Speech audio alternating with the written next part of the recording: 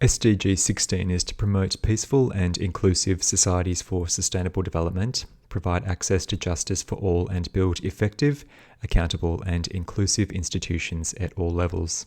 Within SDG 16 are 12 targets, of which we here focus on Target 16.2, which is end abuse, exploitation, trafficking, and all forms of violence against and torture of children. Target 16.2 has 3 indicators. Indicator 16.2.1 is proportion of children aged 1 to 17 years who experienced any physical punishment and or psychological aggression by caregivers in the past month. Indicator 16.2.2 is number of victims of human trafficking per 100,000 population, by sex, age, and form of exploitation. And indicator 16.2.3, which is proportion of young women and men aged 18 to 29 years who experienced sexual violence by age 18. We explored the UN Convention on Transnational Crime in earlier targets.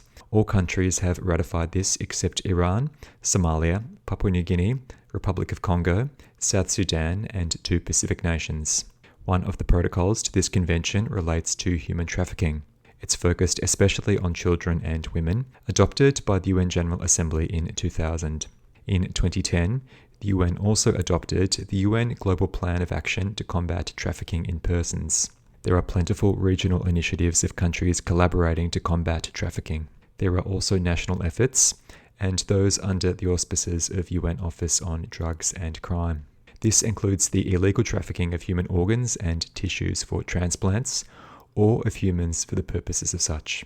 79% of children had experienced physical punishment and or psychological aggression worldwide. The highest number of human trafficking victims were in India and the UK, both with above 1,000 detected. Many countries which could be at risk are missing data for this indicator as of 2021. Indicator 16.2.2 asks us to disaggregate by sex and age. The biggest disparities in sex among countries with data separated by sex were in Turkey. In Turkey, trafficking of girls was more than tenfold. This number was 5-fold in the UK.